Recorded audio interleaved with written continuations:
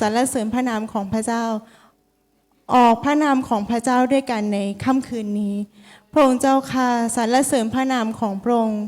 ขอบคุณพระเจ้าพระองค์เจ้าค่ะสำหรับในเย็นวันนี้พระองค์เจ้าค่ะที่เราได้อยู่ร่วมกันที่นี่เราเชื่อว่าพระสัญญาของพระองค์นั้นเป็นจริงเสมอในชีวิตของเราขอบคุณพระเจ้าพระองค์เจ้าค่ะในค่ำคืนนี้ขอพระองค์ทรงโปรดสถิตพระองค์เจ้าค่ะอยู่ท่ามกลางเราทั้งหลายที่นี่เหนือท่ามกลางการนมัสการขอพระองค์ทรงโปรดเคลื่อนไหวและแตะต้องพระองค์เจ้าค่ะในหัวใจของเราทั้งหลายแต่ละคนขอพระองค์ทรงโปรดครอบครองลงมาเหนือการนมัสการพระองค์เจ้าค่ะเราถวายเกียรติแด่พระองค์เราสรรเสริญพระนามของพระองค์และในค่ำคืนนี้พระองค์ทรงให้เรามีอิสระเสรีในการนมัสการพระองค์เราจะนมัสการพระเจ้าสู่เสรีภาพในองค์พระวิญญาณฮาเลลูยาสรรเสริญพระเจ้า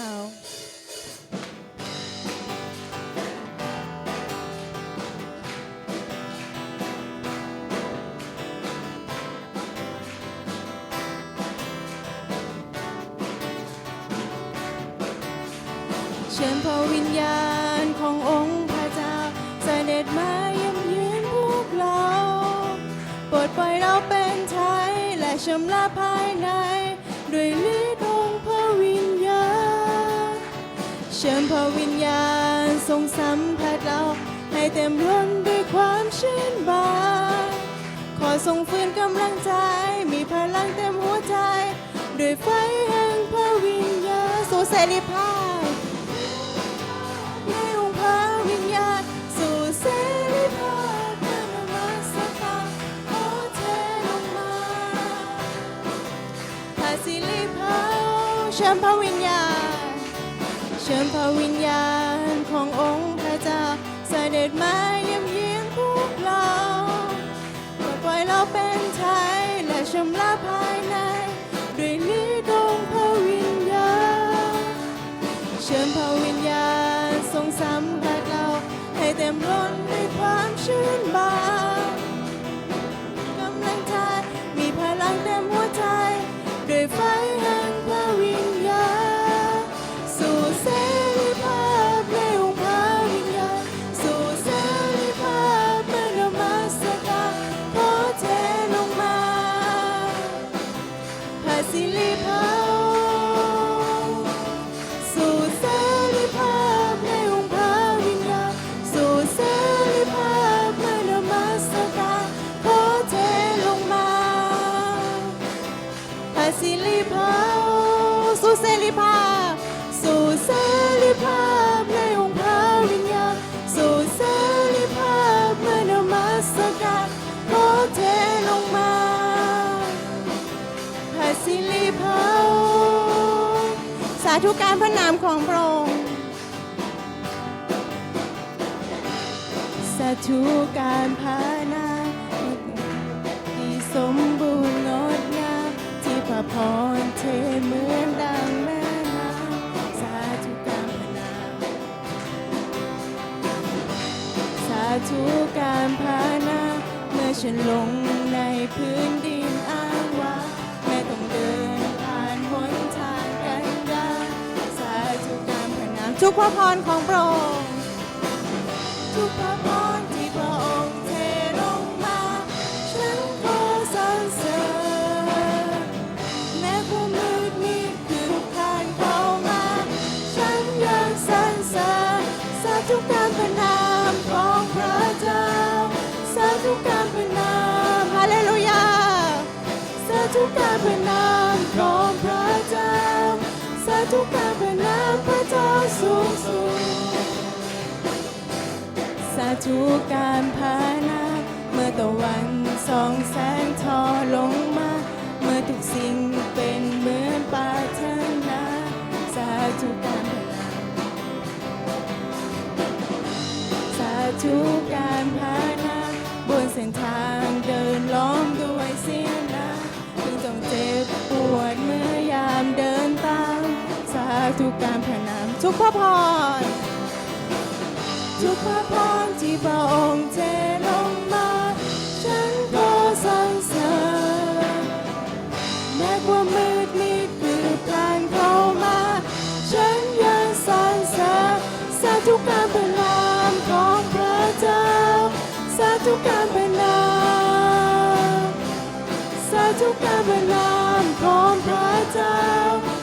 ธุการประนามพระเจ้าสูงสุดสาธุการประนามของพระเจ้าสาธุการประนาม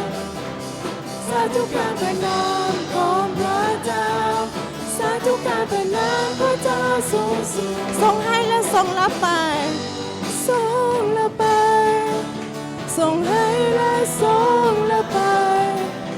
และฉันขอตัดสินใจจะสรรเสริญเลยไปทรงให้และทรงรับไปทรงให้และทรงรับไปและฉันขอตัดสินใจจะสรรเสริญเลยไปสาธุการประนามของพระเจ้าสาธุการประนามสาธุการประนามของพระเจ้าสาธุการประนามพระเจ้าสูงสุดสาธุการประนามของพระเจ้าสาธุการประนามสาธุการประนามของพระเจ้าสาธุการประนามพระเจ้าสูงสุดสาธุการประนามของพระเจ้าสาธุการประนามสาธุการประนามของพระเจ้าสาธุการประนามพระเจ้าสูงสุดสาธุการประนามของพระเจ้าสาธุการประนามสาธุการประนามของพระเจ้าสาธุการประนามพระเจ้าสูงสุดฮาเลลูยาให้เราตบมือสรรเสริญพระนามของพระเจ้าพระนามที่ยิ่งใหญ่สูงสุดพระองค์เจ้าค่ะเราสรรเสริญพระนามของพระองค์พระองค์ทรงเป็นพระเจ้าพระองค์เจ้าค่ะผู้สมควรแก่การสรรเสริญพระองค์เจ้าค่ะและในชีวิตของเราไม่ว่าจะอยู่แห่งหนไหนพระองค์เจ้าค่ะเราขอนมัสการพระองค์เราขอพระองค์ทรงโปรดเคลื่อนไหวท่ามกลางชีวิตของเราเคลื่อนไหวพระองค์เจ้าค่ะในหัวใจของเราพระองค์เจ้าค่ะขอเปิดตาใจของเราให้ได้พบกับความรักของพระองค์ให้พระวิญญาณบริสุทธิ์ของพระองค์ที่จะแตะต้องสัมผัสหัวใจของเราพระองค์เจ้าค่ะในพระนามพระเยซูพระองค์เจ้าค่ะเราสรรเสริญพระนามของพระเจ้าฮาเลลูยาไม่ว่าอยู่แห่งหนไหนเราจะนมัสการพระองค์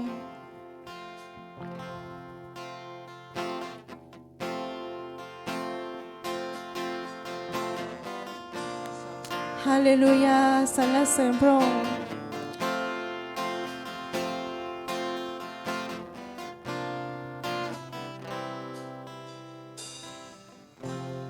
เมื่อตาใจข้าได้เห็นภาวิญญาณของพระเจ้าข้าได้พบสันติสุขที่โอบล้อมรอบตัวข้าไว้ข้าสุขใจเหลือจะบรรยายเมื่อตาใจของเราเมื่อตาใจข้าได้เห็นภาวิญญาณของพระเจ้าข้าได้พบสันติสุขที่โอบล้อมรอบตัวข้าไว้ข้าสุขใจเหลือจะบรรยายไม่ว่าอยู่แห่งหนใดข้าจะนมัสการและไม่ว่าเป็นเช่นไรข้าจะนมัสการไม่ว่าอยู่แห่งหนใดข้าจะนมัสการและไม่ว่าเป็นเช่นไรข้าจะนมัสการเราได้เห็นแสงสว่างของพระองค์ข้าได้เห็นแสงสว่าง ความจริงและความรักก็ได้พูดสันติสุขที่อบล้อมรอบตัวข้าไว้อยู่ในความรักของเขาไม่ว่าอยู่แห่งหนใดข้าจะนมัสการและไม่ว่าเป็นเช่นใดข้าจะนมัสการไม่ว่าอยู่แห่งหนใดข้าจะนมัสการและไม่ว่าเป็นเช่นใดข้าจะนมัสการและในทุกเส้นทางที่เราก้าวและเดินไปและในทุกเส้นทางที่ก้าวและเดินไปให้ทุกวันเวลาในชีวิตนมัสการพระองค์เรื่อยไปและในทุกเส้นทางที่ก้าวและเดินไปให้ทุกวันเวลาในชีวิตนมัสการพระองค์นิรันดร์ไม่ว่าอยู่แห่งหนใดข้าจะนมัสการและไม่ว่าเป็นเช่นไรข้าจะนมัสการไม่ว่าอยู่แห่งหนใดข้าจะนมัสการและไม่ว่าเป็นเช่นใดข้าจะนมัสการใช่แล้วพระองค์เราจะนมัสการข้าจะนมัสการและไม่ว่าเป็นเช่นใด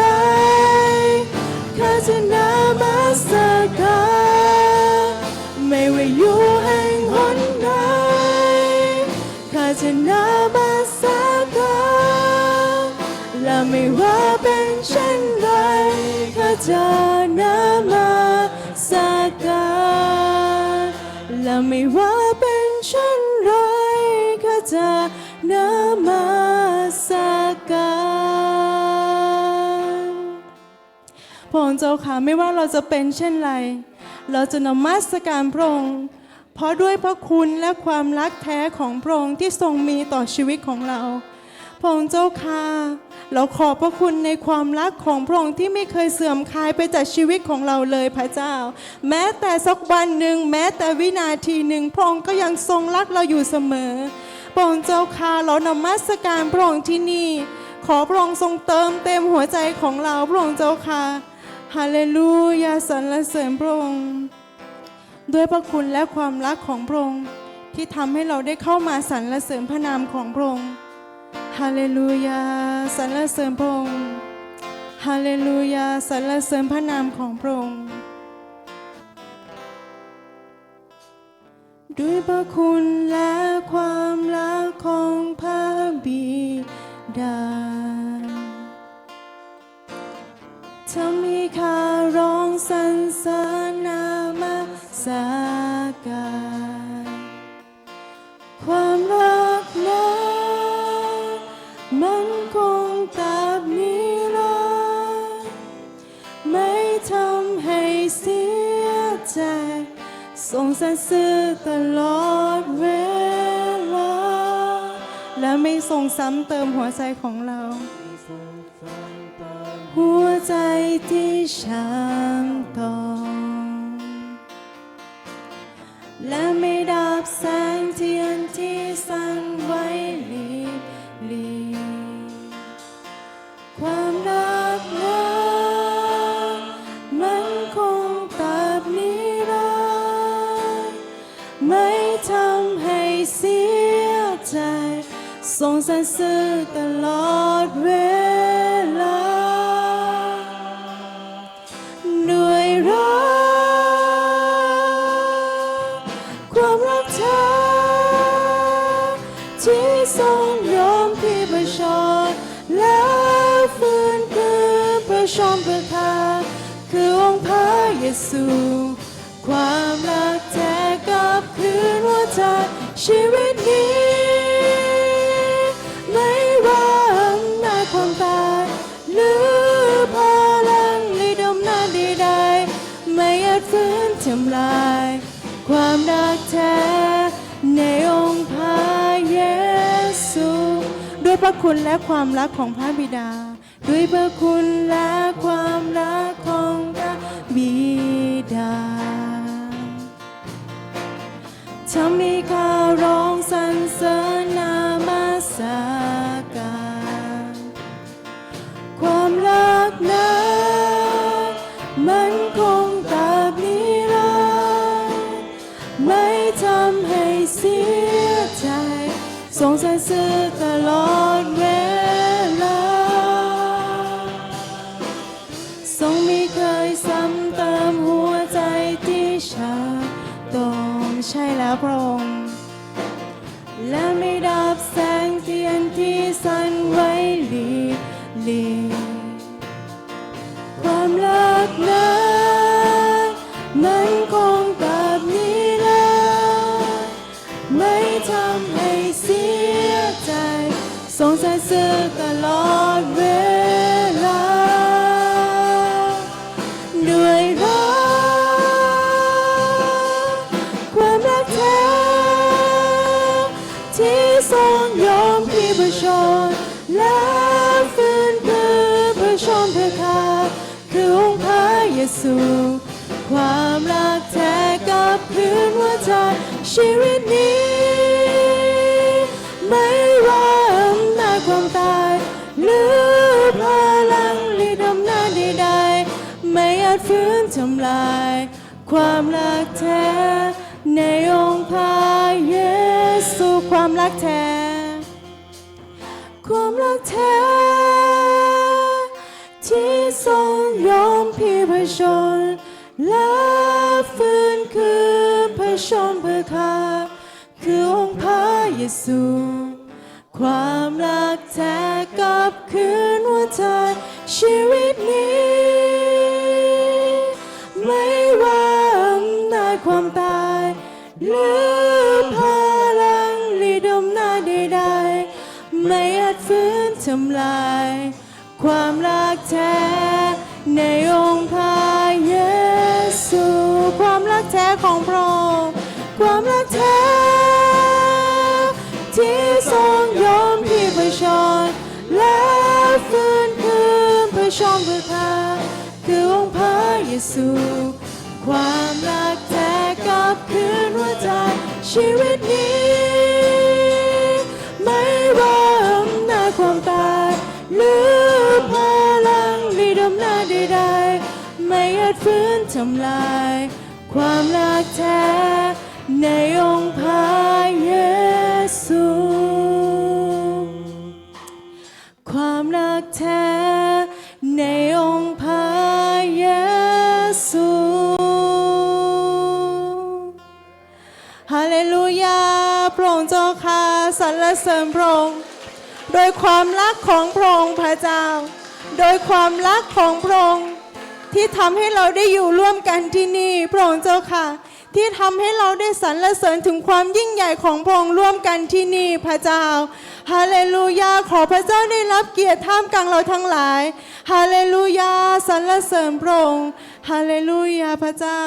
ในค่ำคืนนี้พระองค์เจ้าค่ะเราขอบคุณพระองค์ขอให้ชีวิตของเราทั้งหลายนั้นได้รับพระคุณพระพรของพระองค์ตลอดไปเป็นนิจและขอพระเจ้าทรงโปรดสถิตท่ามกลางหัวใจของเราสรรเสริญพระองค์สำหรับการนมัสการพระเจ้าในค่ำคืนนี้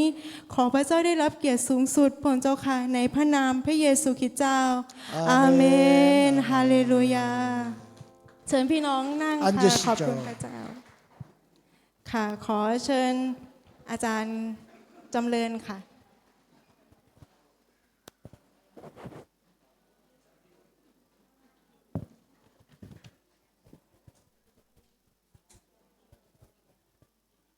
ขอบคุณพระเจ้าครับพี่น้องนมัสการพระเจ้าด้วยความชื่นชมยินดีเนาะอาเมน 하나님께 예배함에 기쁨이 되죠. ขอบคุณพระเจ้าที่จริงเราดูไปดูมาพี่น้องเกาหลีกับ พี่น้องคนไทยหน้าตาก็เหมือนกันนะฮะ 태국 뭐 분이나 약간- 한국 분이나 얼굴이 비슷한 것 อ่า 같습니다. ยิ่งนมัสการพระเจ้ายิ่งเป็นเหมือนยิ่งเหมือนกันเยอะขึ้น 우리가 นะฮะ 함께 예배할수록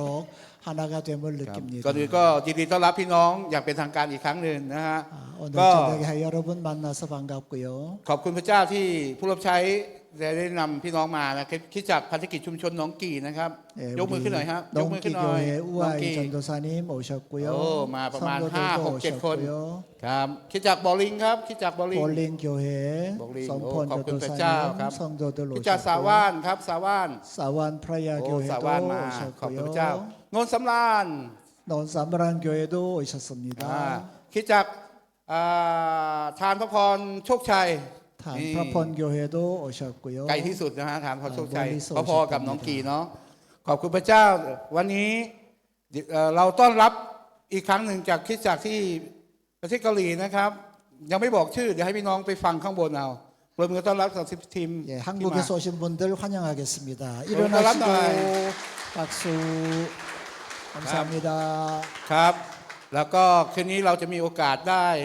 ฟังพระคำของพระเจ้าด้วย 네, แล้วก็ 오늘 มีเพลงพิเศษ 저녁에 จากพี่น้อง 말씀도 듣고 จากประเทศเกาหลี 특성도 ด้วยนะครับ 듣고 พี่น้องพร้อมยัง 준비가 되셨습니까? อาจจะไม่เข้าใจถ้าไม่มีอีกท่านหนึ่งที่จะทำให้เราเข้าใจได้ก็คือมิชชันนารีนะฮะอาจารย์สุภาพศีลแล้วก็ภรรยา 네, 우리 นะครับ 신성교사님 ปรบมือต้อนรับท่านหน่อยนะครับ ก็อีกครั้งหนึ่งครับ คืนนี้วันนี้มาให้พี่น้องมาร่วมรับประทานอาหาร แล้วก็ร่วมแสดงความยินดี 오늘 저녁도 맛있게 ขอบคุณ 드셨고 พระเจ้าสำหรับ 함께 หลังคา 예배하게 ของ 돼서 คริสตจักรแล้ว 감사하고요. ก็บ้านพัก 예배당과 จนไปถึง 사택 ห้องน้ำ 지붕 นะครับ 공사해 주신 것 การ 감사합니다. ที่คริสตจักรของอาจารย์ได้มีโอกาสได้ 경동중앙교회 เป็นผู้ที่สนับสนุนแล้วก็ 장로님 คริสตจักรของเราก็ 감사합니다. ร่วมใจกันทำขอบคุณพระเจ้าที่ 성도들도 ทุกคนเนี่ย 함께 ตั้งใจทำมากเลย 힘을 썼고요. มีช่างของเราก็อยู่ที่นี่แหละครับ 우리 พี่น้องเราร่วมกันครับขอบคุณ 기술자도 พระเจ้า 교회 식구고 มีช่างด้วยเนาะ 함께 เดี๋ยวจะแนะนำช่างก่อนว่าใครเป็นคนพาทำนะครับ 예. อาจารย์ 지붕 สุ 공사에 ชาติอาจารย์สุชาติลุกขึ้นหน่อยอาจารย์ 한국 นพ 가서 วุฒิ 예수님 믿은 อาจารย์ สุชาติ สมพร 전도사님 อันนี้คือช่างที่พาเราเปลี่ยนหลังคา 우리 ครับ 기술자들로 수고를 많이 ไม่ไกล 하셨습니다. เลยครับจากนั้นพี่น้องเมื่อพี่น้องอยากซ่อมบำรุงบ้านของท่านติดต่อศิริยาภิบาลของท่านได้เลย 혹시 นะฮะ 집에 지붕 공사할 일 있으면 우리 전도사님 부탁하면 됩니다. ครับก็ขอบคุณพระเจ้า เวลานี้เราพร้อมที่จะรับพระพรของพระเจ้าเนาะเดี๋ยวจะให้ทีมมีโอกาสแนะนำแล้วก็ให้อาจารย์สุภาพได้มีโอกาสแนะนำทีมแล้วก็ทุกท่านนะครับเชิญครับ โอเค รวมทั้งผู้ที่มาร่วมนะครับเชิญ 자, ครับ 우리 이장로님 올라오셔요. 기도하겠습니다. 천 푸포 크롱리 아디탄 갑. 기도 후에 팀들 나와서 특송하고 말씀 듣겠습니다. 비농 하이라 아디탄 간 갑. 사랑이 많으신 하나님 아버지, 카테 프라자우 푸뺀ความรัก 이 땅을 구원기 위해 예수 그리스도를 보내주시고 พระเจ้าประทานพระบุตรองค์เดียวเพื่อจะช่วยให้มนุษย์ได้รับความรอด 우리를 구원해 주시며 이 시간까지 에베네셀하여 주신 하나님께 ยิ่งกว่านั้นเองพระเจ้าส 감사드립니다. ถิตอยู่กับเราตลอดเวลาจึงขอพระคุณพระองค์ 우리와 함께 하심으로 자유 대한민국에서 3,500km를 날아와 พระเจ้าประทานเสรีภาพให้แก่เรามีโอกาสขึ้นเครื่องบินแล้วเดินทางมายังประเทศไทย 태국에 도착 코란까지 왔습니다. พระองค์ทรงนำเรามาถึงโคราช 지켜주시고 인도해 주신 주님께 다시 ข 한번 อพระคุณพระเจ้าที่พระ 감사드립니다. องค์ร่วมเดินทางกับเรา 오늘 이 시간 예배 위에도 주님이 인도해 주셔서 ขอพระเจ้าสถิตอยู่เหนือการนมัสการค่ำคืนวันนี้ 말씀의 영이 임재하시는 예배되게 ขอให้ 하시며 เป็นนมัสการที่เต็มไปด้วยความรักของพระองค์ พระวจนะของพระองค์ 하나님께 진정으로 봉하는 감사 예배가 되게 ให้เราทุก 하옵소서. คนร่วมกันถวายบทเพลงและนมัสการแด่พระเจ้า 우리는 잠시 왔다 가지만 주님께서 매와 인도해 포함으로 주셔서 มาพบพี่น้องที่นี่ไม่กี่วันแล้วกลับไปก็ตาม 태국 전체와 코라 지역과 사역하시는 신동훈 박양실 선교사님 내외와 ขอพระเจ้าสถิตอยู่กับพี่น้องที่นี่ต่อไปรวมทั้งมิชชันนารี 자녀 위에도 함께 และ 하시고 ขอพระเจ้าอวยพระพรลูกหลานพี่น้องที่นี่ด้วย 선교사님의 사역과 교회와 온 성도님에게도 주님의 크나큰 은혜가 있기를 ขอให้ 간절히 พี่น้องทุกๆคนที่ร่วม 기도합니다. นมัสการคืนนี้รับพระคุณของพระเจ้า 특히 이 나라 태국의 주님의 나라가 확장되기를 ขอให้ 간절히 แผ่นดินของพระเจ้า 원합니다. มาตั้งอยู่เหนือแผ่นดินไทยนี้ 주님 역사여 ขอพ 주옵소서. ระเจ้าเคลื่อนไหวท่ามกลางพวกเราต่อไป 태국 국민들 마음속에 복음의 씨앗이 싹트게 ขอ 하시고 ให้จิตใจของพี่น้องคนไทยเปิด แล้วต้อนรับพระเยซูเจ้า 널리 퍼지게 하여 더 하이. 많은 그리스도인들이 모이게 하여 เข้าประเสริฐของ 주옵소서. พระเยซูเจ้า เรื่องลือไปถึงทั่วประเทศแล้วจะได้ผู้เชื่อใหม่มากยิ่งขึ้น 땅끝까지 이르러 내 증인이 되리라 하시니라 하신 말씀대로 ยิ่งกว่านั้นอีกขอให้คริสตจักรไทยมีส่วนในการทำมิชชั่นด้วยพระองค์เจ้าค่ะ 우리 모두가 말씀에 의지하여 เราทุกคนขอพึ่งพระวจนะของพระองค์ไป 주님의 증인들이 다 되게 하여 แล้วจะ 주옵소서. อยากจะเป็นพยานฝ่ายพระเยซูเจ้าในทุกที่ 지금은 사순절 기간입니다. เวลานี้เราระลึกถึงความทนทุกข์ทรมานของพระเยซูเจ้าพิเศษ 예수님의 발자취를 밟으며 ให้เราเรียนแบบพระเยซูเจ้า 참 그리스도인이 되게 하여 ขอให้พี่น้อง 주옵소서. ทุกคนที่มานมัสการวันนี้จะเป็นคริสเตียนที่แท้จริงพระองค์เจ้าค่ะ 우리를 구원하신 예수님 이름으로 เรา 기도합니다. จึงขอพระคุณพระองค์อธิษฐานในพระนามพระเยซูคริสต์เจ้า 아멘. 아멘. 자, 우리 팀 다 나오십시오. 소개하고 찬양하겠습니다. เชิญพี่น้องมาแนะนำแล้วถวายบทเพลงครับ 올라오셔야 되겠. 아예 올라오십시오. 아까 서 보셨죠? 이렇게 조금 둥그스름하게 서시면 되겠습니다.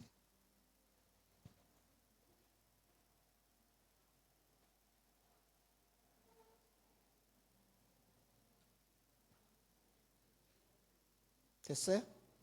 자, ก่อนที่จะ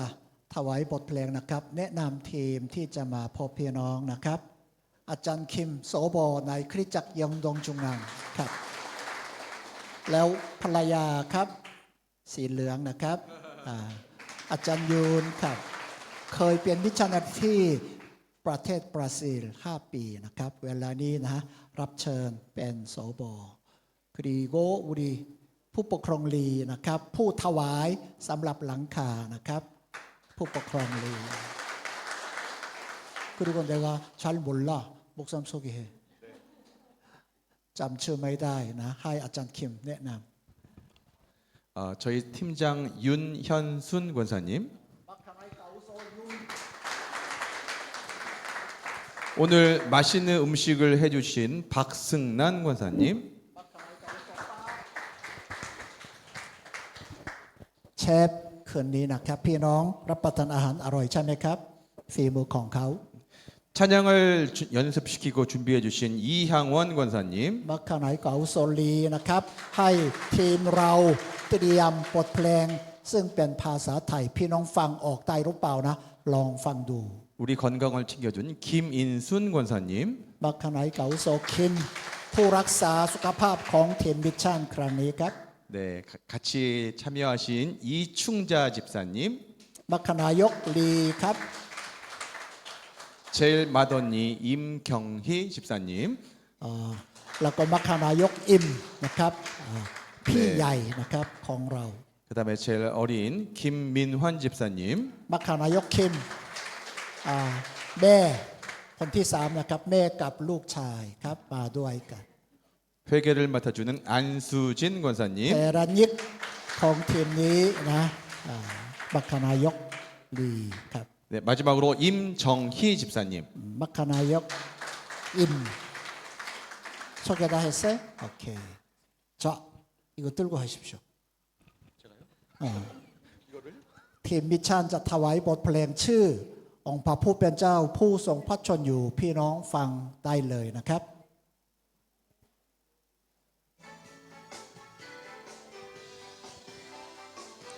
주 하나님 독생자 예수 날 위하여 오시었네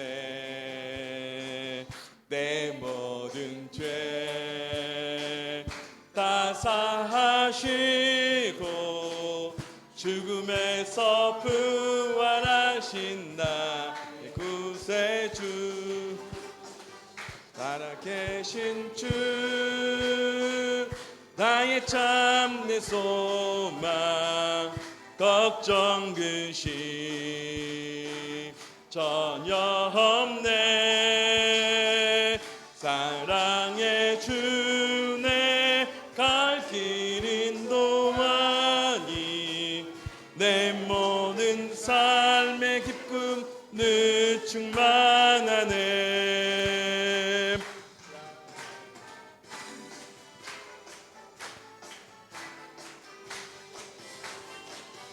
Praja Pratan Pra Yesu Prabhu Song lang lehai Apai ke ka Song tai tua ka Tua Yesa Prajom Umong lang Pra Unyam Yuan na Pra Ong Song Yu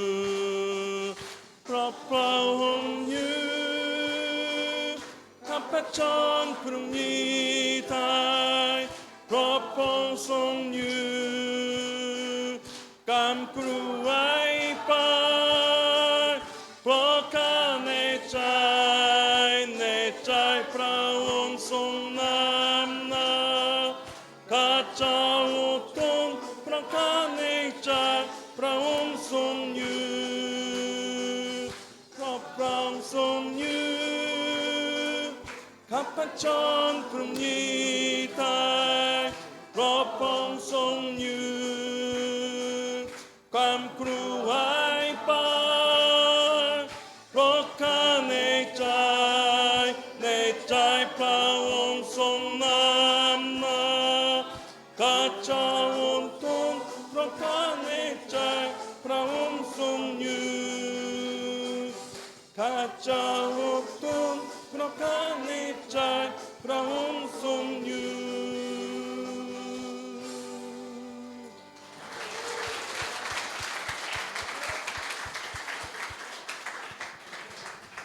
พี่น้องฟังออกหรือเปล่าฮะฟังออกว้าว다 알아들었다는데 와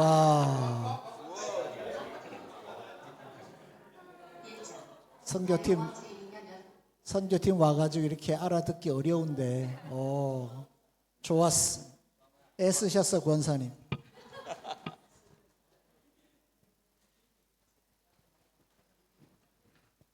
마이크 줘요 목사님 올라가야지 ครับก่อนที่เราจะมอบรายการต่อไปให้กับทีมนะครับร้องเพลงเพราะกับคนไทย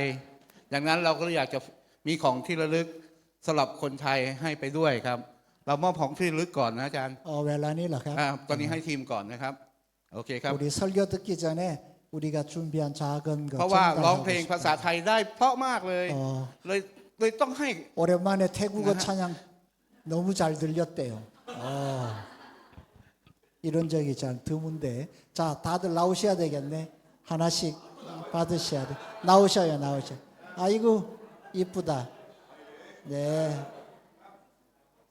네.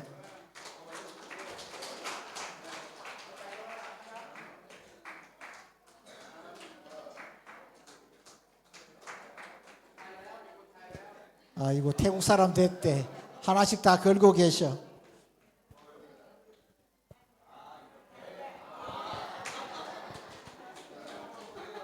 옆으로. 옆으로 하래, 옆으로. 네, 그렇게. 고맙군갑.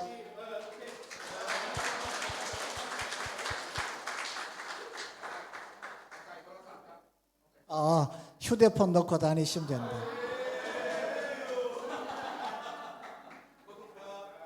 고맙군갑. 자, 김 목사님 올라오십시오.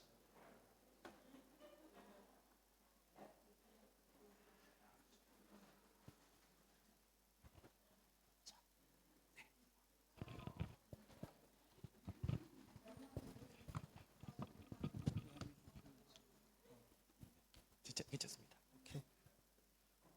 본문 1 พี่น้องคืนนี้ครับเราจะใช้พระธรรมมาระโกนะครับมาระโกบทที่4นะครับข้อ35ถึงข้อสุดท้ายนะครับมา 마가복음 ระโก 4장 บทที่4ข้อ 35절부터 35 41절까지입니다. ข้อที่41นะครับพี่น้องมีพระคัมภีร์ไหมอย่างนั้นเราอ่านด้วยกันนะครับอ่านด้วยกันเชิญครับเย็นวันนั้นพระองค์ได้ตรัสแก่เหล่าสาวกทั้งหลายว่าให้พวกเราไปฝั่งฟ้าข้างโน้นเถิดเบื่อลาประชาชนแล้วเขาจึงเชิญพระองค์เสด็จไปในเรือที่พระองค์ทรงประทับอยู่นั้นและมีเรืออื่นหลายลำไปด้วยและพายุใหญ่ได้บังเกิดขึ้นและคลื่นก็ซัดเข้าไปในเรือจนเรือจวนจะเต็มอยู่แล้วฝ่ายพระองค์บรรทมหมุนหลับอยู่ที่ท้ายเรืออ่านด้วยกันเราสาวกจึงมาปลุกพระองค์ทูลว่าอาจารย์เจ้าข้าข้าพเจ้าทั้งหลายกำลังจะจมอยู่แล้วท่านไม่เป็นห่วงบ้างหรือพระองค์จึงทรงตื่นขึ้นห้ามลมและตรัสแก่ทะเลว่าจงสงบเงียบสิแล้วลมก็หยุดคลื่นก็สงบเงียบทั่วไปพระองค์จึงตรัสแก่เขาว่าทำไมเจ้ากลัวเจ้าไม่มีความเชื่อหรือ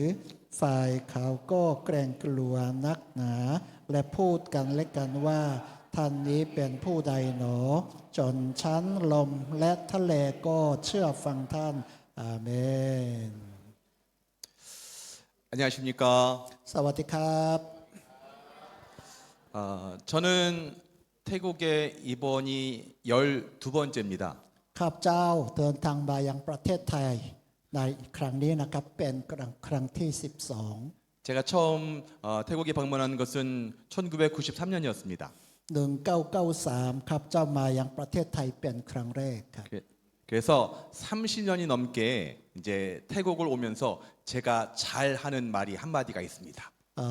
มากกว่า30ปีใช่ไหมครับข้าพเจ้ามาถึงประเทศไทยมักจะใช้ประโยคหนึ่งนะครับเก่งมากเลยครับ 사와디캅. 이거밖에 몰라요. ประโยคเดียวนะครับ 그런데요,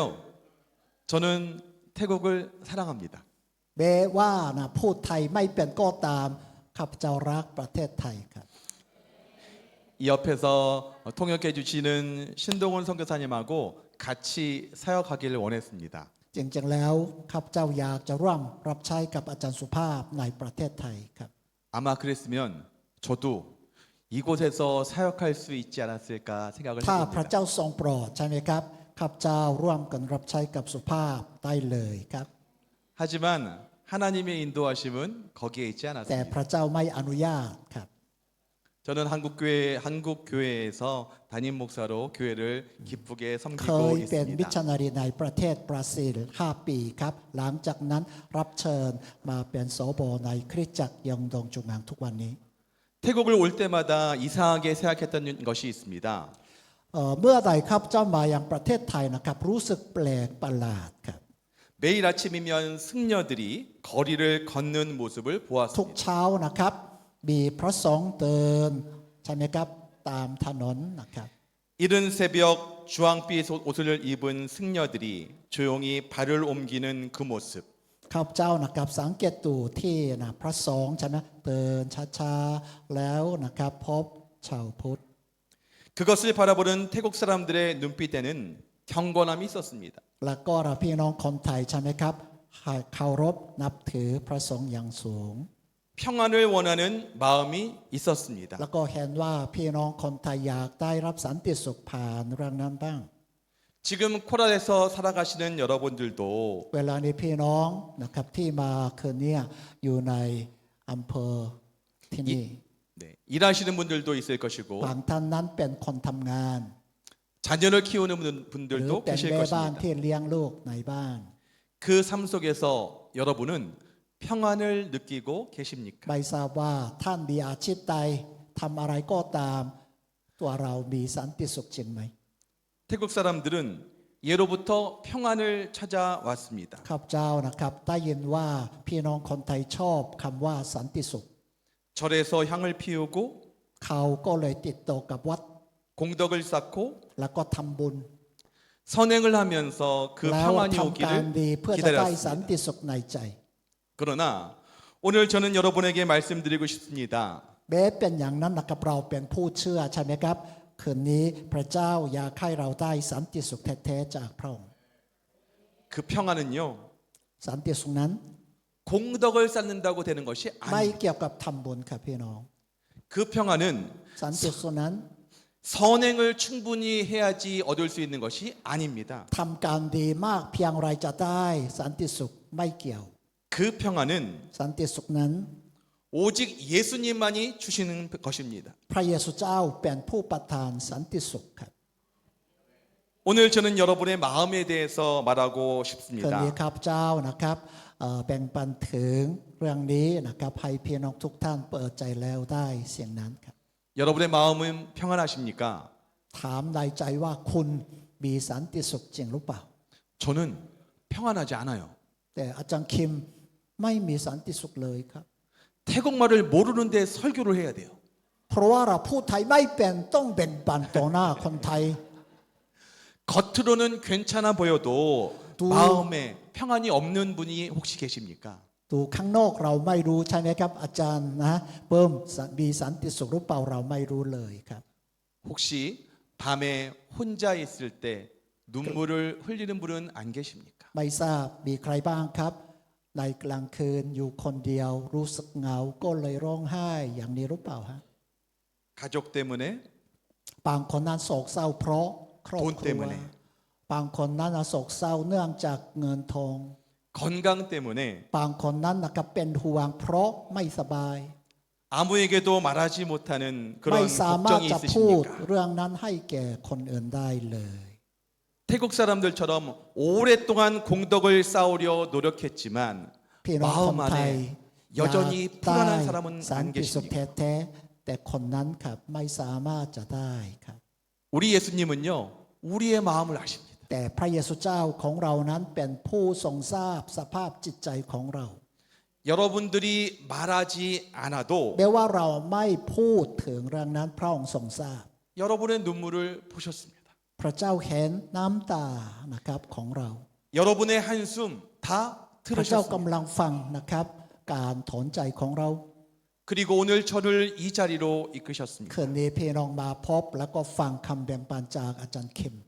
우리가 읽은 마가복음 4장을 보면 이런 이야기가 나옵니다. เมื่อกี้พี่น้องได้อ่านมาระโกบทที่4ใช่ไหมครับมีเรื่องราวหนึ่งครับ 예수님과 제자들이 배를 타고 갈릴리 พระ 바다를 เยซู 건너고 เรา 있었습니다. สาวกนะลงเรือแล้วก็ข้ามทะเลไป 처음에는 아무런 문제가 없었어요. ช่วงแรกนะครับสงบไม่มีปัญหาเลยครับ 네, 하늘도 맑았고 ท้องฟ้าสดใส 바람도 잔잔했습니다. แล้วก็เรามีลมเบา 그런데 갑자기 큰 폭풍이 일어났습니다. ๆเดินเล่นสักนิดนะพายุกล้าขึ้น 바람이 세차게 불었습니다. มีพายุขึ้นเลยครับ 파도가 거세게 แล้วก็เห็นคลื่น 부딪혔습니다. นะครับสูงขึ้น 배에 물이 들어오기 แล้วก็ 시작했습니다. ระน้ำเข้าในเรือรู้สึกอันตรายครับ 경험이 많은 어부들이었지만 แม้ว่าเป็นชาวประมงที่มีประสบการณ์กับทะเลมากมาย 제자들도 무서워했습니다. แม้เป็นอย่างนั้นใช่ไหมครับสาวกก็กลัวครับ 태국에서도 건기가 끝나고 우기가 시작될 때 맑은 하늘에 그런 비가 올 때가 있죠. ประเทศไทยมีอากาศจะเปลี่ยนไปเยอะแยะใช่ไหมครับมีหน้าหนาวบ้างมีหน้าฝนบ้าง 우리 인생도 그렇습니다. ในชีวิตของเรานะมักจะเป็นอย่างนี้นะเหมือนฤดูในประเทศไทยครับ 아무 문제 없다가도 ดูเห 갑자기 มือนว่า 슬픔이 ไม่มีปัญ 찾아옵니다. หาแต่อีกไม่นานเกิดปัญหาขึ้น 고통이 찾아옵니다. แล้วก็มีความเจ็บปวดเข้ามา 그런데 중요한 사실이 있습니다. มีสิ่งหนึ่งที่เรานะครับควรรู้ 우리 예수님은 절대 멀리 계시지 พระ 않습니다. เยซูของเรานั้นอยู่ใกล้เรานะครับไม่ได้อยู่ห่างจากตัวเราพี่น้องเชื่อไหม 같은 배 안에 타고 계세요. พี่น้องดูดีๆนะครับพระเยซูอยู่ที่ไหนครับอยู่ในเรือลำนั้นเลยครับไม่ไกลจากเหล่าสาวกครับ 사랑하는 성도 여러분, พี่น้องที่รัก 여러분의 인생에도 분명히 폭풍이 있을 것입니다. มีคลื่นมีพายุกล้าในชีวิตของท่านแน่นอนครับ 가정에 문제가 있으실 거예요. มีปัญหาในครอบครัว 경제적인 어려움도 있을 มีปัญหา 것입니다. ทางเศรษฐกิจ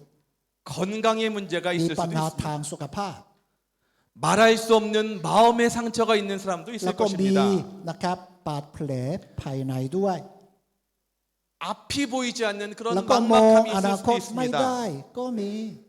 그러나 기억하십시오. แม้เป็นอย่างนั้นแม้ว่าเราอยู่ในสถานการณ์อย่างนี้ อย่าลืมเรื่องหนึ่งครับ 예수님은 여러분의 배 안에 타고 계십니다. พระเยซูเจ้าอยู่ในเรือลำที่เราอยู่ 지금 이 순간에도 여러분의 배 안에 주님이 같이 타고 계세요. อย่าลืมภาพนี้นะครับ พระเยซูเจ้ายังยอมอยู่ในเรือของเราอยู่ 오늘 이 교회도 지붕 공사를 했습니다. คริสตจักรคอนบุรีได้รับสนับสนุนแล้วสามารถเปลี่ยนหลังคาครับ 그래서 비가 오는 날이면 물이 새서 양동이로 받쳐야 된다고 들었습니다. ตั้งแต่เวลานี้เป็นต้นไปเราไม่เป็นห่วงเลยแม้ว่าฝนตกหนักก็ตามเราปลอดภัยใช่ไหมครับ 그리고 그 일을 위해서 범존사님이 오랫동안 기도해 오셨다고 들었습니다. จริงๆแล้วอาจารย์เบิ้มอาจารย์อรุณพี่น้องทั้งหลายอธิษฐานขอพระเจ้าเมตตาให้เราเปลี่ยนหลังคาได้ 그 기도를 들으시고 이제 지붕 공사를 마쳤습니다. พระเจ้าได้ฟังคำอธิษฐานแล้วจะเราเห็นภาพใหม่ 이제는 비 올 때 양동이를 들고 다니지 않아도 됩니다. ตั้งแต่นี้ไปไม่ว่านะฝนตกหนักก็ตามไม่ต้องนะครับ เรารู้สึกเป็นห่วงกระวนกระวาย 예수님이 우리에게 튼튼한 지붕이 되셨기 때문입니다. ในชีวิตของเราก็เป็นอย่างนั้น เพราะว่าพระเยซูเป็นเหมือนหลังคานะครับปลอดภัยเราอยู่ใต้หลังคาครับ 그러다 성경은 놀라운 것을 말합니다. แต่พระคัมภีร์นะครับอธิบายถึงเรื่องหนึ่ง 그 폭풍 속에서 예수님이 주무시고 계셨어요. เราเห็นภาพว่าไงครับ อยู่ท่ามกลางพายุกล้าแต่พระเยซูเจ้าหลับสนิทเลยน่าแปลกใช่ไหมครับ 제자들은 무서워서 떨고 แต่ 있는데 ส่วนเราสาวกนั้นน่ะกลัวจนตัวสั่น 예수님은 주무셨습니다. แต่ส่วนพระเยซูนั้นหลับสนิทเลย 이제 제자들이 예수님을 깨웁니다. แต่เขาอดทนไม่ได้ก็เลยปลุกพระเยซู 선생님이요, 우리가 죽게 된 것을 모르시나이까? พระองค์ไม่เป็นห่วงเราหรือเรากำลังจะตาย 하나님, 왜 침묵하십니까? ผู้เชื่อมักจะพูดกับพระเจ้าใช่ไหมพระองค์เจ้าข้าทำไมเงียบไม่พูด 왜 제 기도에 응답하지 않으십니까? บางคนพูดกับพระเจ้าว่าทำไมพระองค์ไม่ตอบคำอธิษฐานของฉัน 저는 매일 기도했는데 왜 상황이 나아지지 않습니까? ผู้เจ้าบางคนน่ะปนกับพระเจ้าว่าไงครับข้าพเจ้าอธิษฐานทุกวันทำไมพระเจ้าไม่ฟังเลย 많은 사람들이 평안을 원합니다. ไม่ว่าเป็นผู้เชื่อหรือผู้ไม่เชื่อนะครับอยากได้สันติสุขครับ 혹시 태국에 사는 사람들은 공덕을 쌓아야지만이 평안을 얻을 수 있다고 생각하십니까? คนไทยส่วนใหญ่นั้นคิดว่าไงครับทำบุญมากน่าจะได้สันติสุขใช่ไหมครับ 그러나 예수님은 다르게 말씀하십니다. แต่พระเยซูเจ้านั้นนะครับไม่ตรัสอย่างนั้น 고통은 여러분이 나쁜 사람이어서가 아닙니다. ความทุกข์หรือความเจ็บปวดนะครับ เราเป็นอย่างนั้นทำไมเกิดจากความบาปเราหรือเปล่าไม่ใช่ครับ 예수님은 죄 없는 완전한 분이셨지만 พระเยซูนะครับไม่ทำผิดเลยครับ 십자가에서 가장 큰 고통을 พระเยซู 당하셨습니다. ยอมถูกตรึงที่กางเขน 왜냐하면 เพราะว่า 여러분을 사랑하시기 때문입니다. รักเราพระองค์ก็เลยยอมเสียสละที่กางเขนครับ 폭풍 가운데서 예수님이 잠잠하신 것은 그들을 사랑하지 않아서가 아닙니다. พระเยซูเจ้าหลับท่ามกลางพายุไม่ใช่ว่าพระองค์นะครับไม่รักสาวกในเรือนั้น 그 잠잠함 속에서도 예수님은 여러분 곁에 계십니다. แม้ว่าพระเยซูหลับในเรือก็ตามพระเยซูเจ้ายังรักเหล่าสาวกอยู่ครับ 우리는 때때로 하나님의 침묵을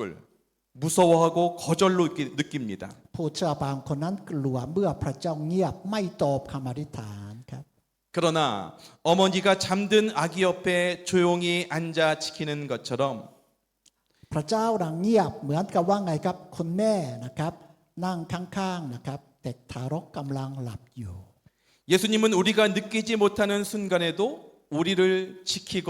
พระเย 계십니다. ซูพิทักษ์รักษาชีวิตของเราแม้ว่าเราไม่รู้สึกอะไรเลยครับ 십자가를 보십시오. พี่น้องชิ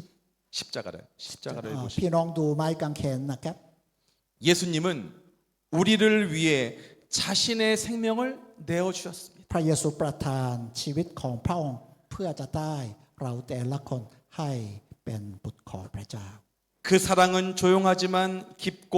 확실한 ค 사랑입니다. วามรักของพระองค์นะครับไม่มีเสียงดังก็ตามนะครับเป็นความรักนะที่ลึกมากเลย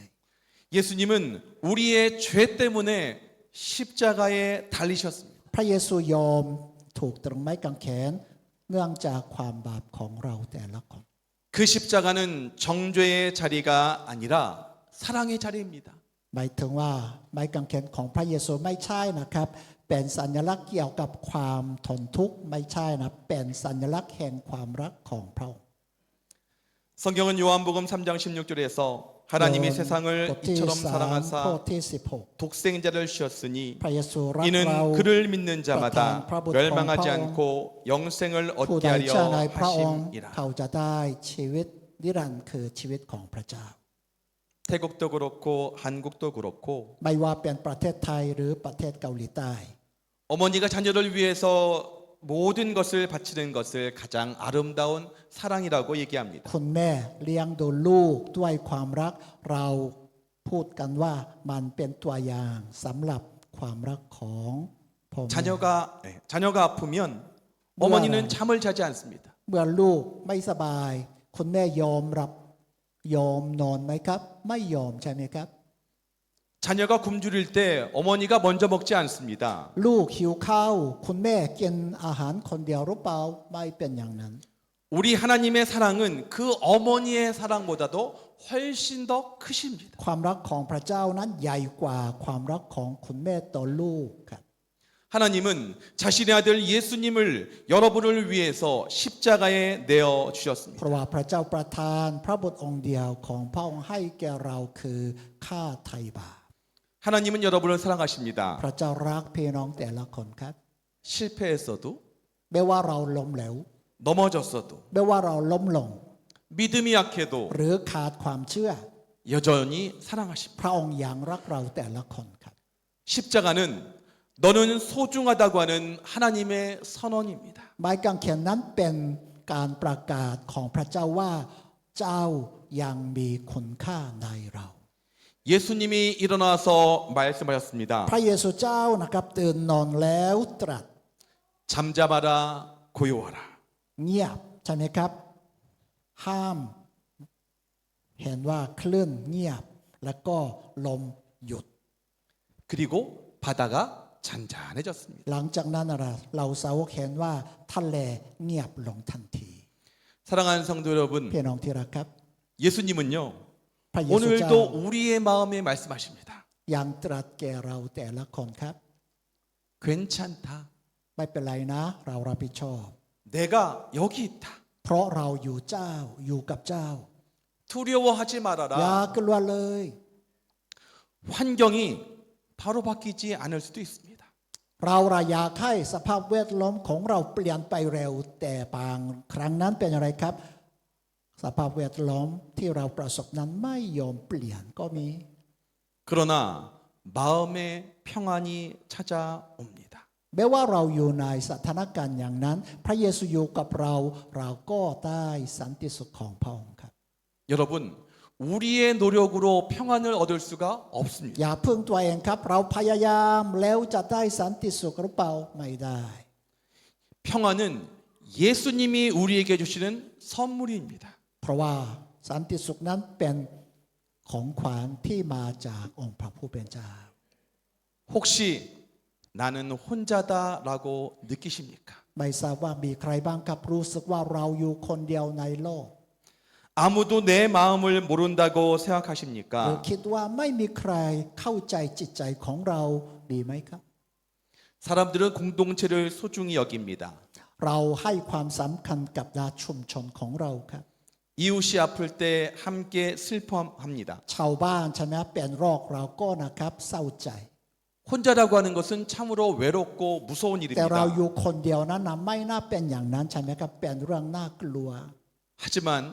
그때에도 예수님은 우리의 외로움과 슬픔을 알아주십니다. แม้ว่าผู้เชื่ออยู่คนเดียวก็ตาม แต่อย่าลืมเรื่องหนึ่งว่าไงองค์พระเยซูเจ้าอยู่กับเรา 예수님도 저 십자가 위에서 그 외로움을 겪으셨습니다. พระเยซูรู้สึกนะความเหงาบนไม้กางเขนครับ 나의 하나님, 나의 하나님, 어찌하여 나를 버리셨나이까? บนไม้กางเขนพระเยซูร้องตะโกนว่าไงกับพระองค์เจ้าข้าทำไมทอดทิ้งเรา 그 고통을 직접 겪으셨기 때문에 พระเยซูเจ้าประสบความทุกข์ขนาดนั้น 여러분의 외로움을 다 아십니다. พระองค์จึงนะครับทรงทราบความเจ็บปวดของพี่น้องแต่ละคนได้เลย 눈물을 아십니다. พระองค์ทรงทราบความหมายนะครับน้ำตาของเรา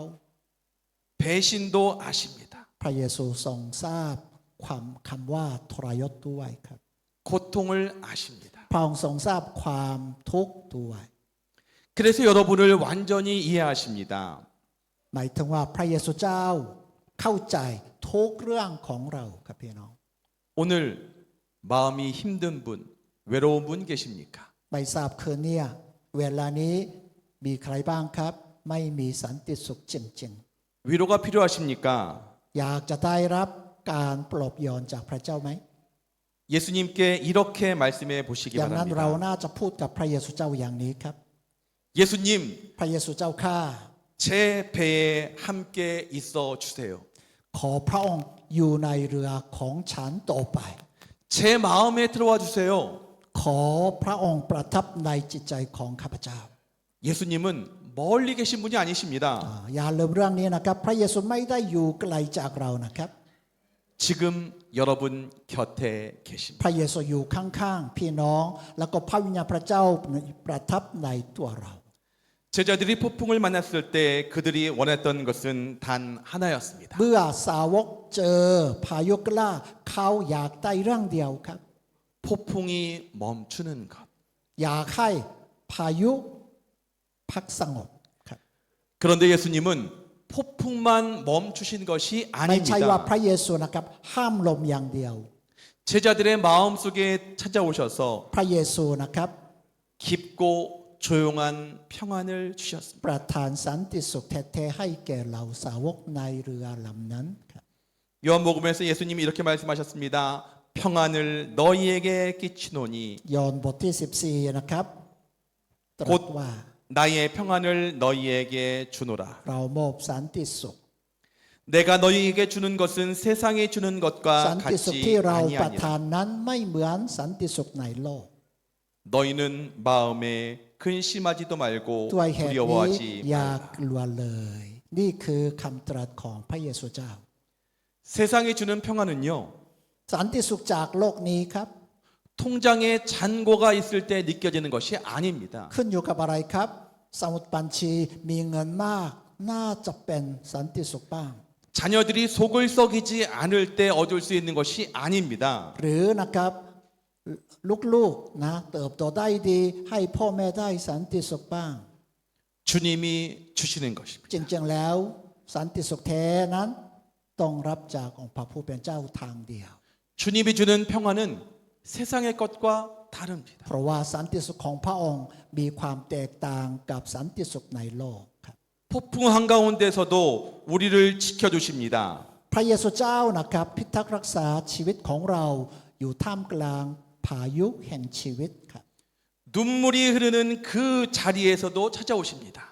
เมื่อเรานั่งร้องไห้ด้วยน้ำตาไหลพระองค์เสด็จมาเยี่ยม 아무도 모르는 새벽 혼자 있을 때도 찾아오십니다. เราละตื่นนอนเช้าตรู่นะไม่มีใครรู้สถานการณ์ของเราแต่พระองค์นั้นเสด็จมาเยี่ยม 그것은 세상이 줄 수 없는 평안입니다. นั่นแหละเป็นสันติสุขที่โลกไม่สามารถให้ได้ครับ 공덕으로 얻을 수 없는 평안입니다. ไม่เกี่ยวกับทำบุญครับพี่น้อง 오직 예수님만이 주실 수 있는 평안입니다. เพียงพระเยซูเจ้าผู้เดียวเป็นผู้ประทานสันติสุขนั้น 사랑하는 여러분, พี่น้องที่รัก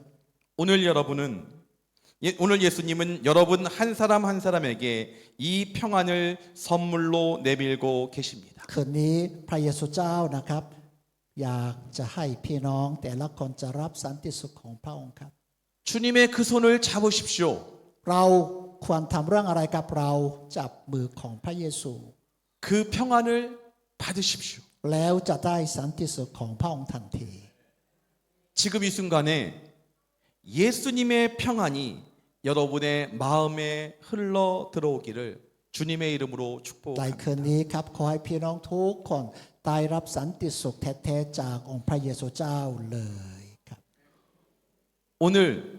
마음이 아픈 분 계십니까? ถ้าพี่น้องเจ็บปวด 다른 어떤 것으로도 마음이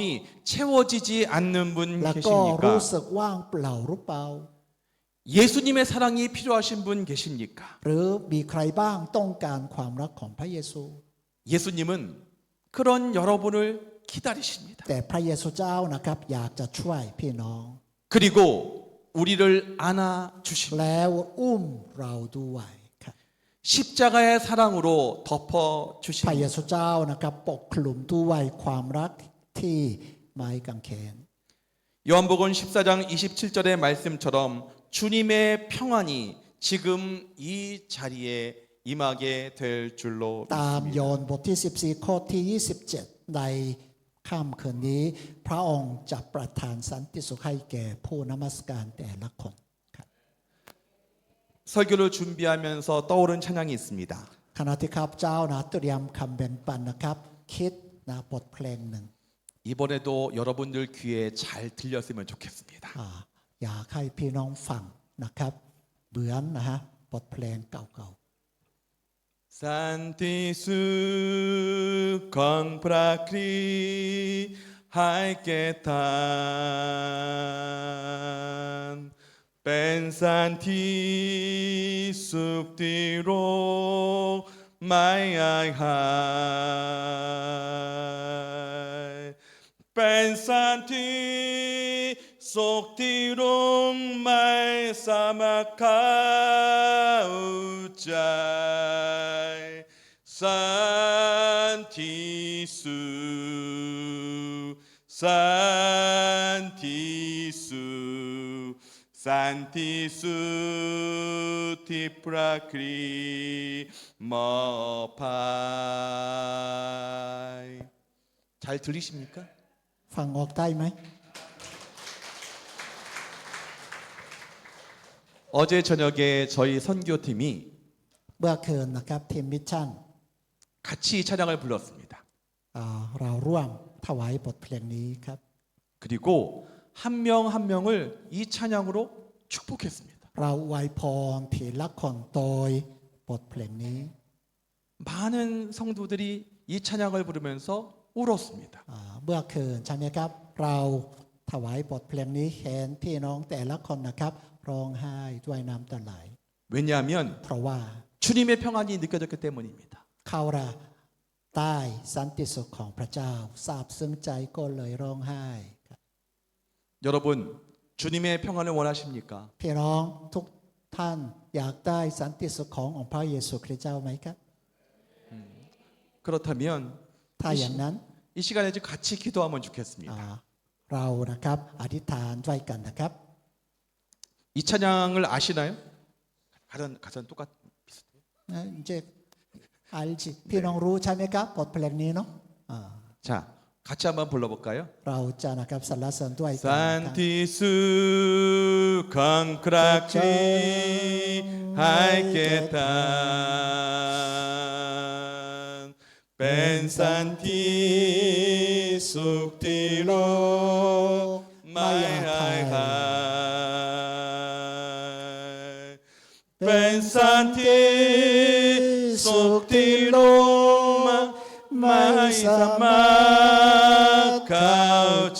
마이사마카우자이 산티수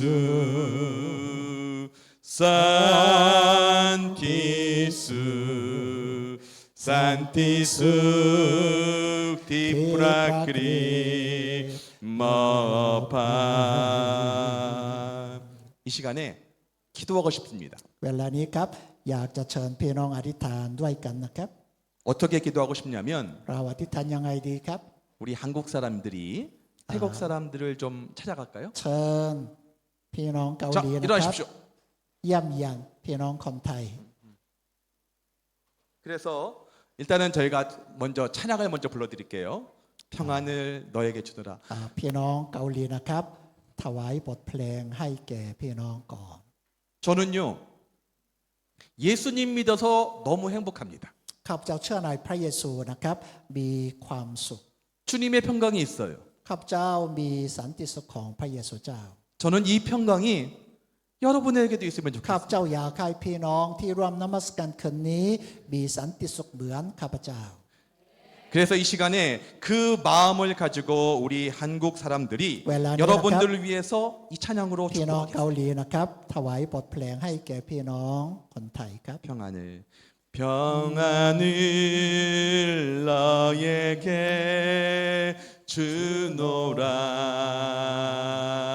주노라. 세상이 줄 수 없는 세상이 알 수도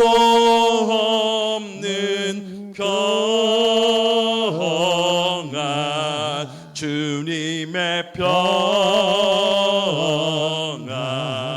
평안 평안을 내게 주노라. 자, 이 시간에 우리 교인들은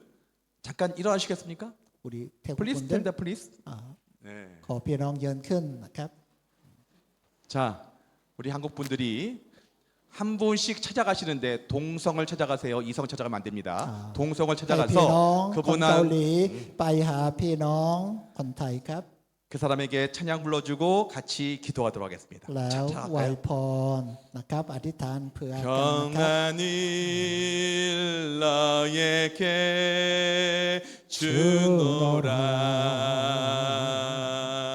주노라. 세상이 줄 수 없는 세상이 알 수도 없는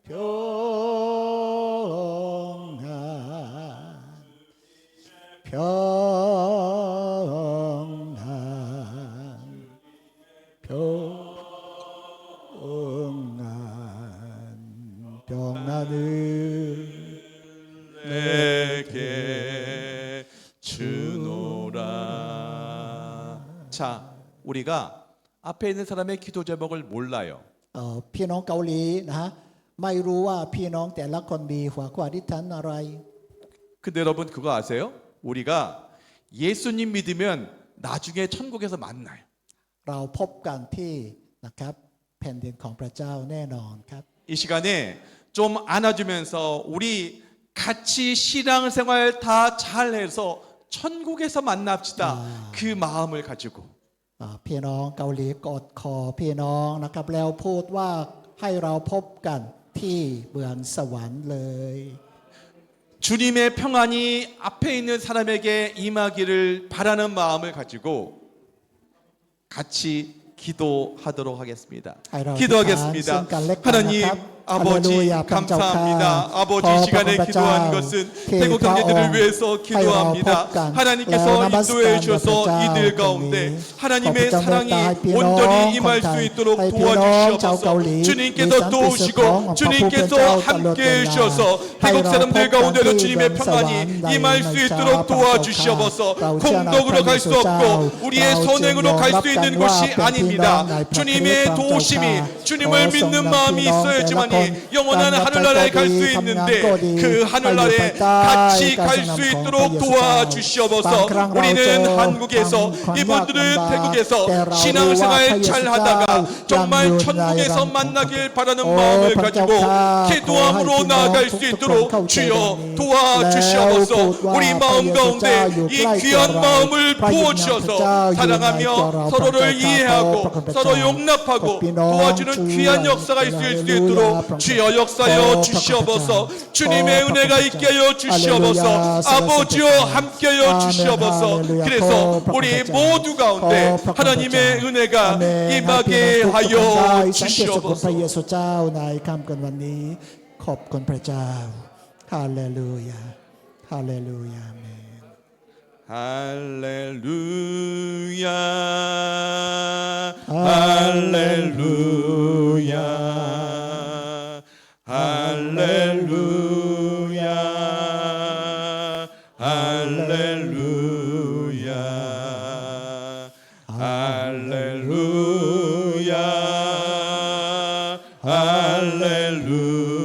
할렐루야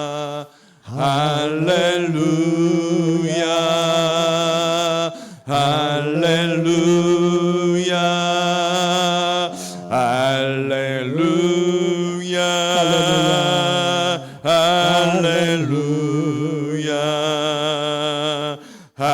할렐루야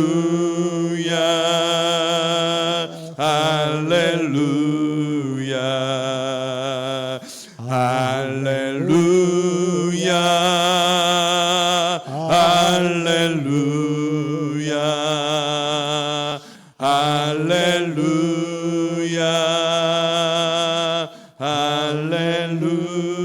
할렐루야. 이 시간에 우리 동그랗게 다 같이 한번 서볼까요? 여러분 พี่น้อง 동그랗게 เวลา 해서 นี้ 한번 เรา 서보겠습니다. ยืนวงกลมนะครับ 옆에 사람들하고 손잡고 จับมือกันครับ ยืนวงกลม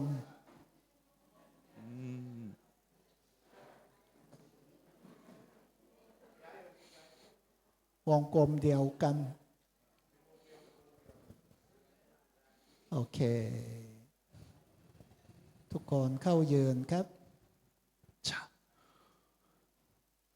우리는 아직 서로 말로 통할 수는 없어요. เราสื่อสารกันยากใช่ไหมครับเพราะภาษาเนาะ 하지만 하나님 아버지를 우리가 아버지로 모시고 있으면 우리는 형제 자매입니다. แม้เป็นอย่างนั้นเรามีพระเจ้าพระบิดาเราเป็นครอบครัวเดียวกัน 그렇다면 ถ้าเป็นอย่างนั้น 우리는 부르신 그곳에서 하나님을 예배해야 됩니다. เรานมัสการใช่ไหมครับในสถานที่ที่เราอยู่ 그래서 여러분들은 태국에서 พี่น้องนมัสการในประเทศไทย 우리는 한국에서 พวกเรานมัสการที่เกาหลีใต้ 하나님을 정말로 잘 섬기면 좋겠습니다. เรานะครับตั้งใจที่จะปรนนิบัติรับใช้พระเจ้าผู้เดียวครับ 예배 전에 찬양을 들었습니다. ก่อนที่จะนะครับขึ้นมาแนะนำและแบ่งปันเราได้ฟังคำสรรเสริญจากพี่น้อง 부르신 곳에서라는 찬양을 들었습니다. เราใช่ไหมครับบทถวายบทเพลงใช่ไหมครับไม่ว่าเราอยู่ที่ไหน 하나님께서 저와 여러분을 어디로 부르셨든지 그곳에서 พระเจ้า 하나님을 เรียก 예배하는 เรา 것, ให้อยู่ที่ไหนเรายอมนมัสการ 하나님을 예배하는 거예요. เรานมัสการนี่เป็นสิ่งที่เราต้องท 그리고 나중에 천국에서 만날 때 ำในไม่ช้าเราพบกันที่เมืองสวรรค์ 우리는 기쁘게 인사할 수 있습니다. เราทักทายด้วยความยินดีได้ใช่ไหมครับ 할렐루야로. ฮาเลลูยาอย่างนี้ใช่ไหมครับสรรเสริญพระเจ้า 그래서 이 시간에는 우리가 손잡은 양쪽에 있는 사람들을 위해서 เว 기도합시다. ลานี้เราอธิษฐานเผื่อพี่น้องอยู่ข้างขวาข้างซ้ายของเรานะครับ 하나님,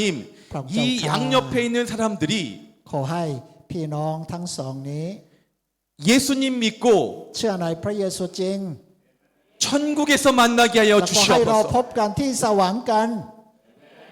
아멘. อาเมน 자, 이 시간에 한국식 기도를 하겠습니다. เราอธิษฐานนะครับแบบเกาหลีนะ 주여 3창 아십니까? พี่น้องร้องเรียกชุยอ3 ครั้งนะชุยอหมายถึงว่าองค์พระผู้เป็นเจ้านะ3 ครั้ง 자, 해볼까요? ชุยอนะครับ 주여! 오케이. 주여! 주여! ชุยอ 주여! 자, 옆에 있는 사람을 위해서 축복하며 기도하겠습니다. 하나님 아버지 이 시간에 기도합니다. 이 시간에 기도하는 것은 옆에 있는 사람들을 위해서 기도합니다. 축복합니다. 하나님의 은혜가 있게 하여 주시옵소서. 하나님의 도우시는 그런 놀라운 역사가 있을 수 있도록 인도하여 주시옵소서. 아버지께서 도우시는 귀한 역사가 우리 가운데 있을 수 있도록 도와주시옵소서. 그래서 서로를 사랑하며 서로를 축복하는 그런 귀한 역사가 있을 수 있도록 인도하여 주시옵소서. 주님의 은혜가 있게 하여 주시옵소서. 주님의 사랑이 넘치게 하여 주시옵소서. 아버지께서 도우시는 그런 귀한 역사가 이들 가운데 임할 수 있도록 아버지여 도와주시옵소서. 성령 하나님이 함께 하여 주시옵소서. 아버지여 도우시옵소서. 아버지 인도하여 주시옵소서. 그래서 우리 모두 가운데 서로를 사랑하는 아름다운 사랑의 교제가 있을 수 있도록 인도하여 주시옵소서. 아버지 도우시옵소서. 아버지 함께 하여 주시옵소서. 성령 하나님께서 임재하시는 귀한 역사가 있게 하여 주시옵소서. ให้อยู่ภายใต้การ 주님께서 ครอบครองของพ 역사여 ระเจ้า 주시옵소서. ขอบพระคุณพระองค์ฮาเลลูยา 아멘. 아멘. 아멘. 주시옵소서. 아멘. 아멘. 주시옵소서. อาเมนอาเมนอาเมนอาเมน 우리가 나중에 천국에서 만나면 เราพบกันที่เมืองสวรรค์ 정말로 반가울 겁니다. เราดีใจเหลือเกินใช่ไหมครับเพราะว่าเราเคยพบกันที่นี่แล้ว 그러면서 얘기하겠죠. แล้วพูดกันได้ 그때 콤보리 교회에서 만났던 그 사람 아니냐고. เราเคยเจอกันที่คริสตจักรคอนบุรีใช่ไหม 아멘. 자, 그 마음으로 우리가 한 분씩 악수할 건데 사랑의 인사를 나눌 건데 저를 เรา 따라오시면 돼요. ดูอาจารย์คิมนะครับจับมือกันยังไง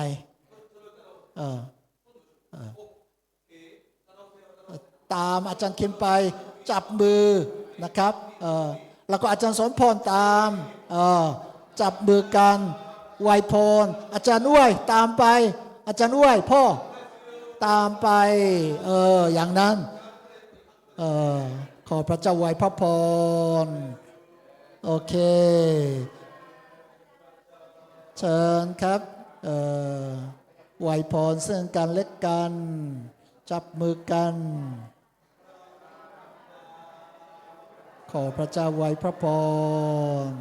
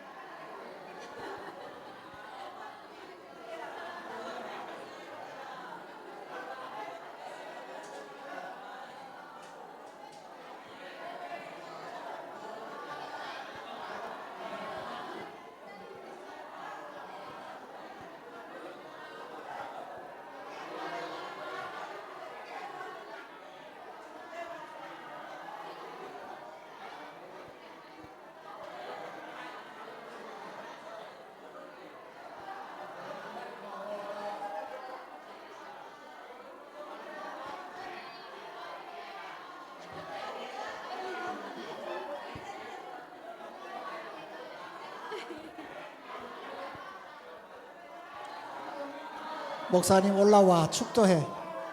พี่น้องยังยืนอยู่นะเชิญอาจารย์คิมขอพรหลังจากนั้นทุกคนนะครับถ่ายรูปกัน หลับตากรมศีรษะลงขอพรครับ 이제는 교회 머리가 되신 우리 주 예수 그리스도의 은혜와 เวลานี้ขอให้พระคุณของพระเยซูคริสต์เจ้าซึ่งเป็นประมุขของคริสตจักร 하나님의 극진하신 사랑하심과 ความรักมั่นคงของพระเจ้าพระบิดา 성령님의 감동, 감화, 충만, 인도, 역사, 교통하심이 และความสนิทสนมซึ่งมาจากพระวิญญาณบริสุทธิ์ 지붕 봉헌 예배를 드린 콤부리 교회 위에와 신동원 선교사님 사역지 위에 그리고 태국 교회 위에 지금부터 영원까지 함께 하시기를 간절히 축원하옵나이다. จงอยู่ด้วยกันกับคริสตจักรคอนบุรีพิจารณารีพี่น้องทุกคนที่รวมนมัสการในครั้งนี้สืบไปเป็นนิดอาเมน 아멘. 아멘.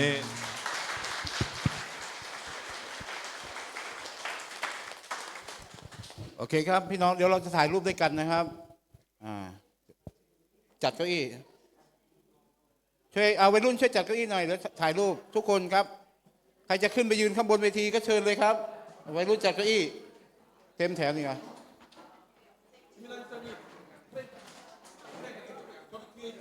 เอาไปเลยครับมาจัดเก้าอี้ให้ผู้สูงอายุนั่งให้อาจารย์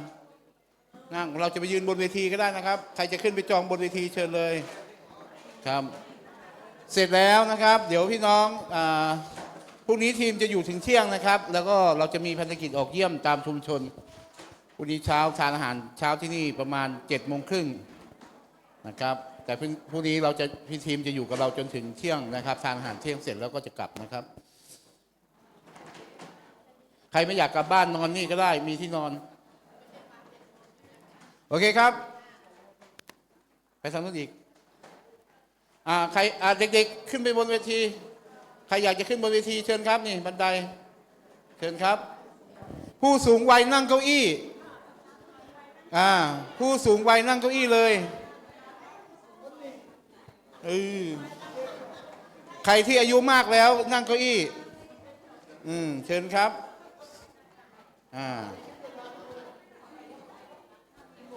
โอเคเด็บดารอนโอเคผมยืนข้างหลังใครคุณใครอีกคุณยายนี่คุณยายนี่ยายสีไพโอเคพอแล้วครับโอเคโอเค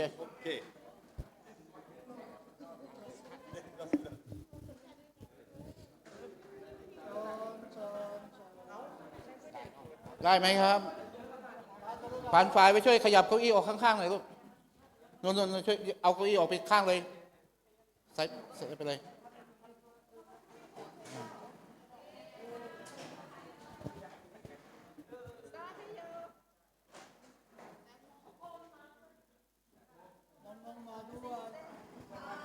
ด้านซ้ายมือ정리를 해주셨구나. ขึ้นบนเวทีนี่มาตรงหลังอาจารย์สุภาพนี่ก็ได้ถ้าใครจะขยับ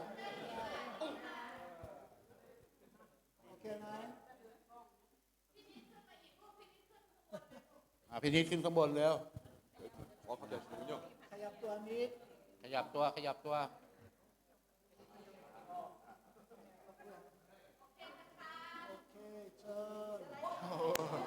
오, 굿자.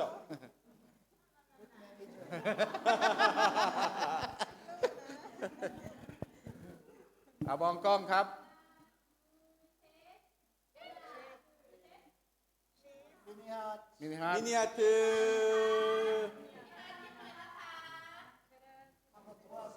여보 와. 놓고 와 저기 뒤에 찍어주시니까.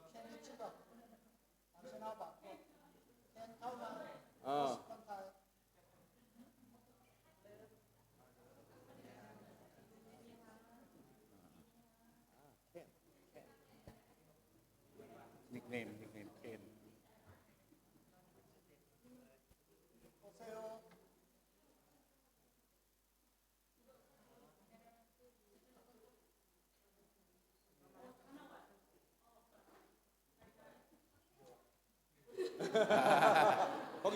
당신.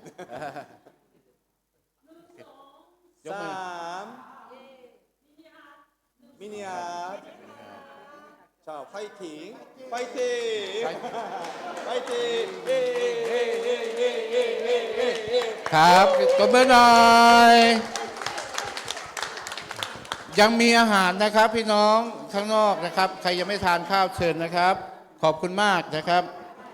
ขอบคุณพี่น้องที่เดินทางมาร่วมนะครับ ขอพระเจ้าอวยพรเดี๋ยวจะส่งรูปลงในกลุ่มให้นะครับ ขอบคุณมากครับ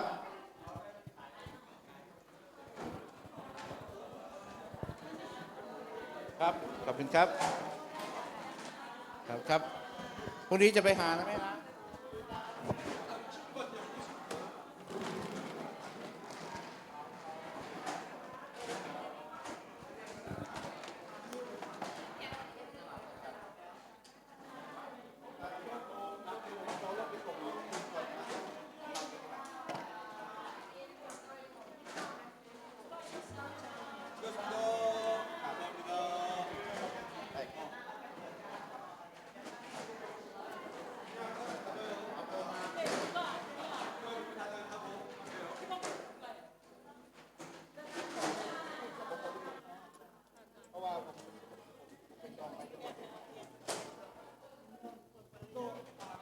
ดีครับ